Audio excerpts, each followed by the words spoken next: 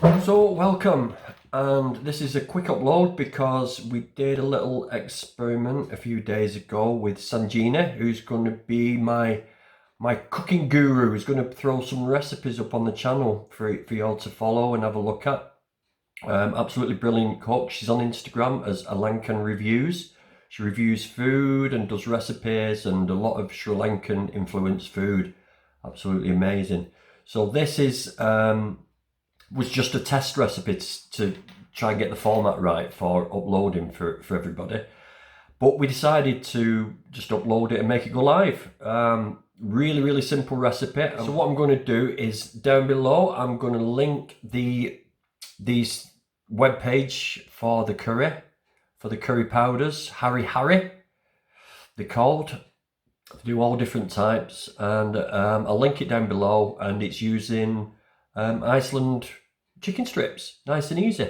And I think there's 2 other ingredients, but anyway, here's Sanjini.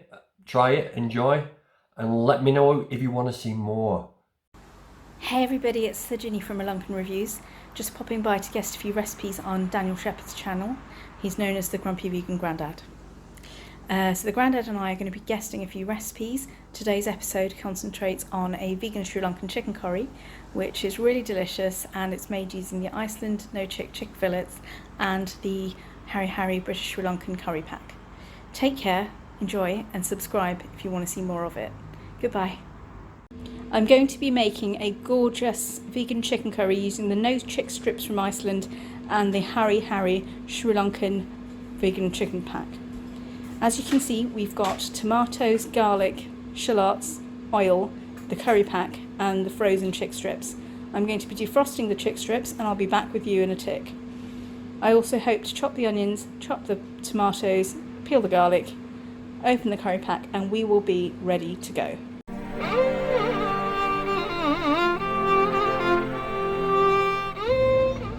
Okay guys, so the first step is to tip out your vegan chicken pieces into a bowl and microwave as per packet instructions.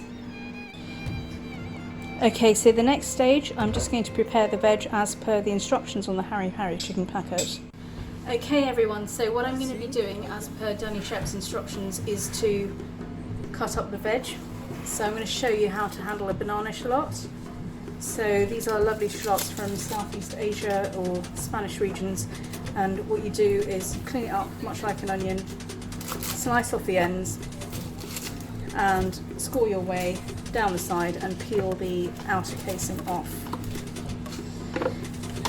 The next thing you have to do is, once you've cleaned away the peels from this and from the garlic clove, which I'm going to move on to next, we will go on to chop the shallots into semicircles and cut those semicircles into half and get the garlic into similar sized pieces. The benefit of using shallots for this recipe is that they cook much faster than conventional red onions. And I think, they're very commonly used in Sri Lankan cooking, so what better than to remain authentic and true. So other things that are going on, apart from the shallots being prepared, the vegan chicken is being defrosted as we speak in the microwave. I'm going to be getting all my pots and pans ready, and the beauty of this cooking channel that Danny and I are going to be working on is that all the dishes are going to be one pot dishes, so that you can make it in 5, 10, 15 minutes on a typical evening in, and that you won't need to do a laborious process that uses half a professional kitchen like many other vegan chefs online. We hope to get through some recipes that we both eat regularly, so that you can see how these can be fitted into a busy life. And we hope to explore some interesting foods from around the world.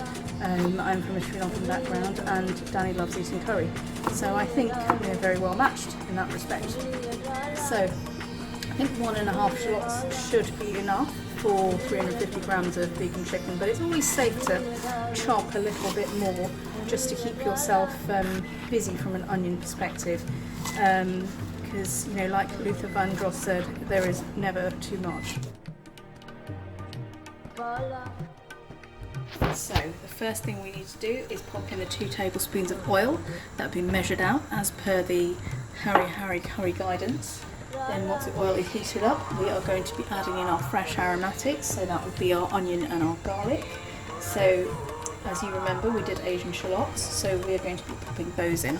And these brown through much more quickly than what the conventional European onions do. So I'm going to be putting roughly 2 cloves worth of garlic and 1.5 shallots in there. So that should cook down because we've got roughly 350 to 400 grams of vegan chicken ready to go. Once that is cooked through and softened, I believe that's going to take a matter of 1 or 2 minutes, we are going to be adding in curry pack 1. For the next bit of the curry powder, which can be roasted or unroasted depending on which main ingredient the creator Ilana wanted us to pair it with. And then the third bit is the optional bit, which is the chili powder, which is only added in to taste. Some people prefer not to use chili powder if they don't have a spicy palate themselves. As you can see that the Asian shallots are becoming translucent and therefore ready to add further aromatics to in a much quicker time period than what a European white onion would do, or a red onion for that matter. So what I'm going to do is pop into the screen and slash curry pack 1. So you just add in curry pack 1 once your onions are softened and just meld it about. So curry pack 1 has got the usual Sri Lankan aromatic base that we use in the south, and it's got things like pandan leaves, it's got the mustard seeds, it's got fenugreek, which is very popular in meaty fish curries, less so in vegetables. Then you also have, beautiful cinnamon aroma coming through, and Sri Lankan cinnamon is one of the most prized in the world. So yes, smells of the holiday are coming right back at you. So let the curry pack 1 settle and move on to getting the rest of your ingredients ready in curry pack 2. Okay, so what we're going to do now is the next stage where we add in the chicken, or the vegan chicken in our case, tomatoes and curry pack 2. So just pop it in like that, stir it in and make sure that it's coated by all the lovely aromatics that you have got together. You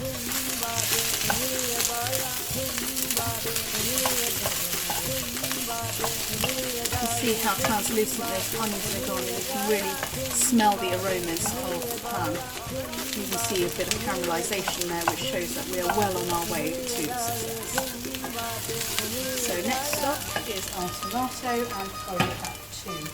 So tomato goes right in, and we'll continue to stir as we're going on, and then we'll get curry pack 2 ready and coat the ingredients through before adding in coconut mix and simmering down.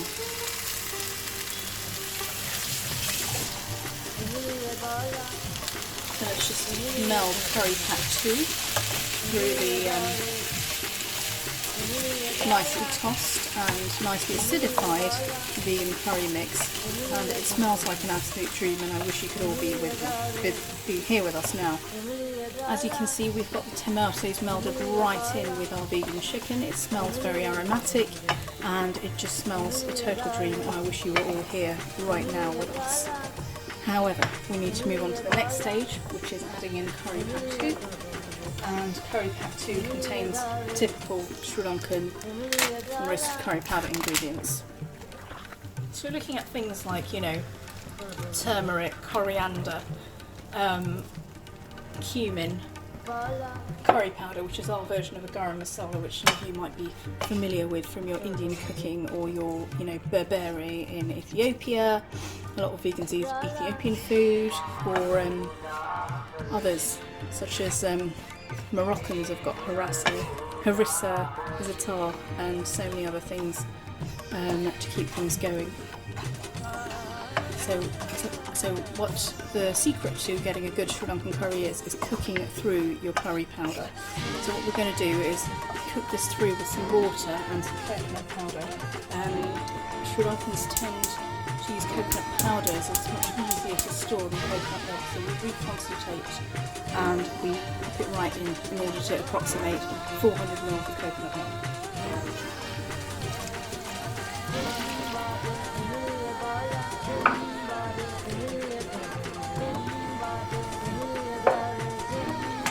just keep going, you know, because everybody wants a different quantity of gravy, everybody wants a different quantity of spice. Some people like it more watery than others, depending on where in Sri Lanka they are from or how their families tend to have cooked. So no two households cook the same, and there's an element of taste involved in individual variation. So everybody is going to be seasoning, tasting, salting, adjusting, so on and so forth, up until they get the final result that they are absolutely chuffed with. So what we're going to do is just check that out and then add in more water and coconut milk if it's felt to be relevant at the time. I think I can make it up. So final step everyone, I'm just going to step right in and show you curry pack 3, which is pure Sri Lankan chilli powder. I feel that in a dish of this volume the whole lot will be required. Obviously you will add to taste and simmer as appropriate. The simmering for this curry tends to take about 15 to 20 minutes, but I'm very much guided by the fact that it may need more for the curry powder to cook through in such a way that satisfies me in the flavours that I brought. So let's pop the red stuff in, and shortly after we'll give it a stir. Put this in the compost bag and give it a stir, move it around, let it simmer for 20 minutes. I think this would go very nicely with chickpeas, sweet potatoes, butternut, aubergines. It doesn't have to be chicken in order to succeed as a vegan dish. So yes, by all means give this a simmer for 20 minutes, and then, you know, once it creams down, we'll serve it with some lovely rice and Sri Lankan curries. Thank you for watching. You can see there's lots of lovely texture, flavour, thickness and Sri Lankan spicing. So enjoy. We're going to be serving this with rice and some vegan curries that we've had cooked up from earlier.